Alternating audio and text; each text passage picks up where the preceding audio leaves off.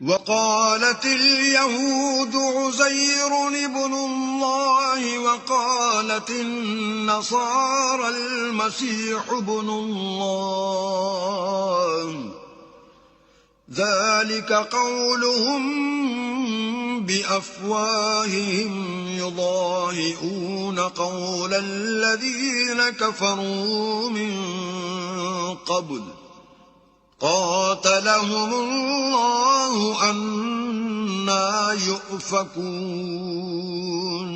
اور یہود کہتے ہیں کہ عزیر اللہ کے بیٹے ہیں، اور عیسائی کہتے ہیں کہ مسیح اللہ کے بیٹے ہیں۔ یہ ان کے منہ کی باتیں ہیں، پہلے کافر بھی اسی طرح کی باتیں کہا کرتے تھے، یہ بھی انہی کی ریس کرنے لگے ہیں۔ اللہ ان کو ہلاک کرے، یہ کہاں بہہ کے پھرتے ہیں۔ اتخذوا احبارهم ورهبانهم اربابا من دون الله والمسيح ابن مريم وما امروا الا ليعبدوا الها واحدا لا الہ الا ہو سبحانہ عما یشرکون۔ انہوں نے اپنے علماء اور مشائخ اور مسیح ابن مریم کو اللہ کے سوا خدا بنا لیا، حالانکہ ان کو یہ حکم دیا گیا تھا کہ خدائے واحد کے سوا کسی کی عبادت نہ کریں، اس کے سوا کوئی معبود نہیں، اور وہ ان لوگوں کے شریک مقرر کرنے سے پاک ہے۔ يريدون أن يطفئوا نور الله بأفواههم ويأبى الله إلا أن يتم نوره ولو كره الكافرون۔ یہ چاہتے ہیں کہ اللہ کے نور کو اپنے منہ سے پھونک مار کر بجھا دیں، اور اللہ اپنے نور کو پورا کیے بغیر رہنے کا نہیں، اگرچہ کافروں کو برا ہی لگے۔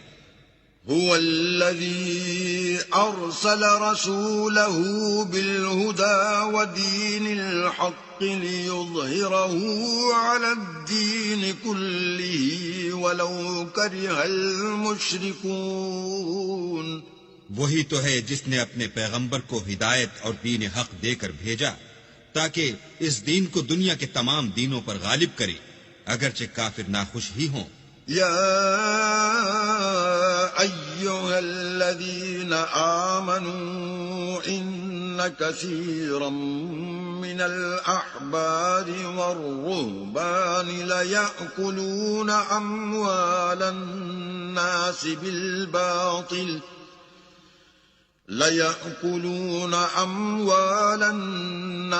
بالباطل ويصدون عن سبيل الله والذين يكنزون الذهب والفضة ولا ينفقونها في سبيل الله فبشرهم بعذاب أليم۔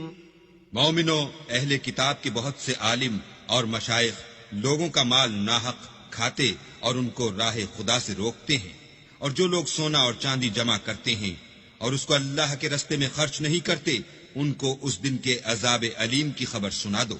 یوم یحمى علیہا فی نار جہنم فتکوى بها جباہهم وجنوبهم وظہورهم هذا ما كنزتم لأنفسكم فذوقوا ما كنتم تكنزون۔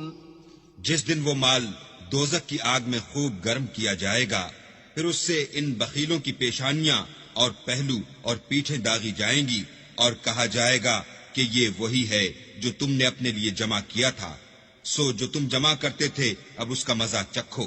ان عدت الشہور عند اللہ 12 شہرا فی کتاب اللہ یوم خلق السماوات والارض منها 4 حرم ذلك الدین القیم فلا تظلموا أنفسكم وقاتلوا المشركين كافة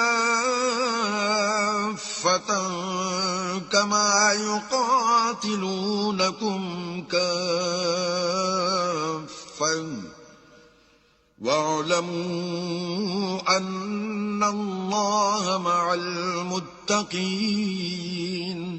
اللہ کے نزدیک مہینے گنتی میں 12 ہیں، یعنی اس روز سے کہ اس نے آسمان اور زمین کو پیدا کیا. کتاب اللہ میں برس کے 12 مہینے لکھے ہوئے ہیں، ان میں سے 4 مہینے ادب کے ہیں. یہی دین کا سیدھا رستہ ہے. تو ان مہینوں میں قتال ناحق سے اپنے آپ پر ظلم نہ کرنا، اور تم سب کے سب مشرکوں سے لڑو جیسے وہ سب کے سب تم سے لڑتے ہیں، اور جان رکھو کہ اللہ پرہیزگاروں کے ساتھ ہے. انما النسيء زيادة في الكفر يضل به الذين كفروا يحلونه عاما ويحرمونه عاما ليواطئوا عدة الذين كفروا يحلونه عاما ويحرمونه عاما ليواطئوا عدة ما حرم الله فيحلوا ما حرم الله زين لهم سوء أعمالهم واللہ لا يهدي القوم الكافرین.